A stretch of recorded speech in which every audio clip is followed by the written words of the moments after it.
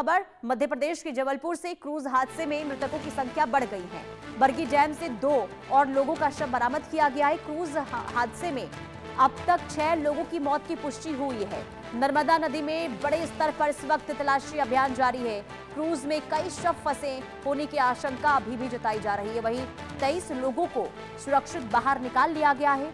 Bargi dam में पर्यटकों से भरा क्रूज डूब गया था कल। हादसा बहुत ज्यादा दर्दनाक था। 34 लोग इस क्रूज में सवार थे।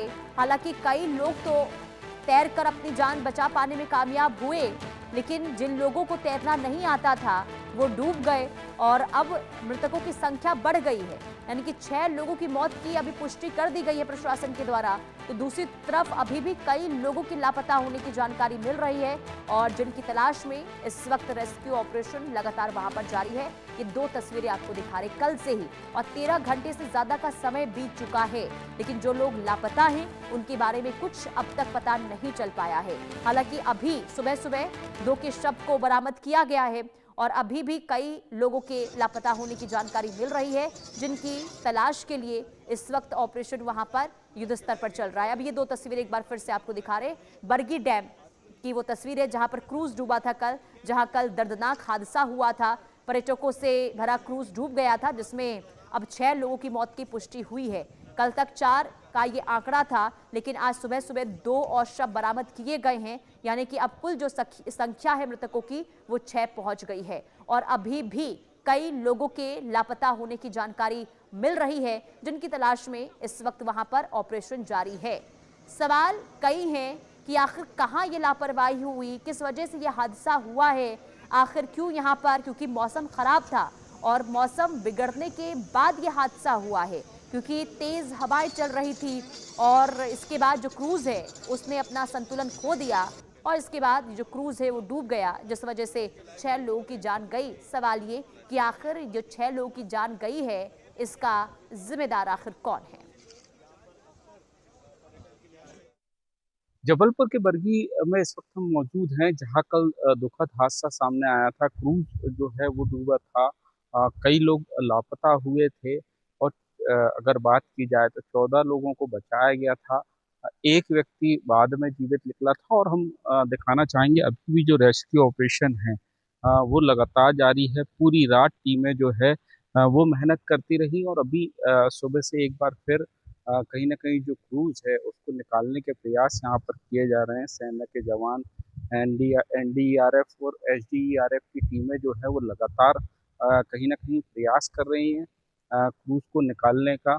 और जो लापता लोग हैं, जो सूची हमारे पास है कि 8 लोग अभी भी लापता हैं, उनकी खोजबीन के प्रयास लगातार किए जा रहे हैं। और पूरी रात अगर बात की जाए तो जिला जिला प्रशासन के आला अधिकारी, पुलिस प्रशासन के आला अधिकारी सब यहाँ मौजूद रहे। और आप देख सकते हैं ये रास्ता जो है वो बड़ी मशीनों के लिए, हाइवा और जेसीबी के लिए बनाया गया है ताकि जो क्रूज है, कई टन वजनी है, इसे निकाला जा सके। इसे जो है करीब कल कई बार प्रयास किए गए थे निकालने के, लेकिन उसमें सफलता नहीं मिली। रस्सी के सहारे निकालने का प्रयास किया जा रहा था, लेकिन कई बार जो है वो ऑपरेशन सक्सेसफुल नहीं हुआ। लेकिन अब एक बार फिर से बड़ी मशीनों के जरिए कहीं ना कहीं प्रयास यहाँ पर किए जा रहा है। साथ ही जो टीमें हैं वो लोग लापता लोगों की खोजबीन का प्रयास लगातार कर रही हैं। 31 लोग इस क्रूज, डबल डेकर क्रूज में सवार बताए जाते थे, जिनमें से 14 लोगों को जो है वो मौके पर बचा लिया गया था। 8 लोग लापता थे। और अगर बात की जाए तो ये सारे लोग क्रूज की यात्रा के लिए निकले थे, जो कि लगभग 45 से 50 मिनट की होती है। मेकल रिसोर्ट से यात्रा शुरू होती है और ये जो है 2.5 से 3 किलोमीटर खमरिया घाट है, खमरिया टापू, जहाँ पर कल ये दुखद हादसा हुआ था। और 5:30 से 6 बजे के दौरान तेज आंधी तूफान के चलते जो क्रूज है वो डूबा था और इसमें जो लोग हैं वो लापता हुए थे। इनको ढूंढने के प्रयास लगातार जिला प्रशासन और जो टीमें हैं वो लगातार कर रही हैं। कैमरामैन मनीष शर्मा के साथ राजेश कुमार, विश्वकर्मा, इंडिया न्यूज, जबलपुर। तो रिपोर्ट आपने देखी, अभी भी वहां पर तलाशी अभियान जारी है, रेस्क्यू ऑपरेशन चल रहा है। कई लोगों का पता नहीं चल पाया है। 23 लोगों को तो बचा लिया गया। कई लोग इनमें से ऐसे थे जो खुद तैरकर बाहर आए, लेकिन कई लोगों का कुछ अब तक पता नहीं चल पा रहा है। हालांकि मृतकों की संख्या बढ़ गई है। 4 तक सुबह थी, लेकिन आज सुबह 2 और शव को बाहर निकाला गया, यानी कि कुल संख्या मृतकों की अब 6 हो गई है।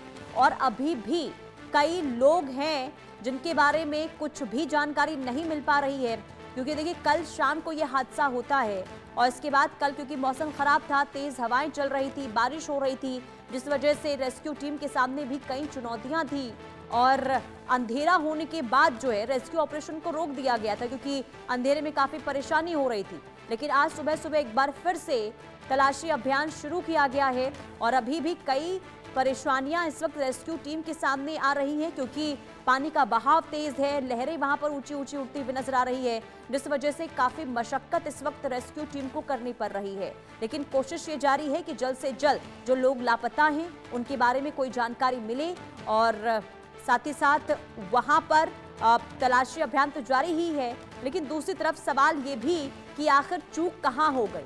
आखिर क्या वहां पर पर्यटकों की सुरक्षा को लेकर कोई सख्त इंतजाम नहीं थे?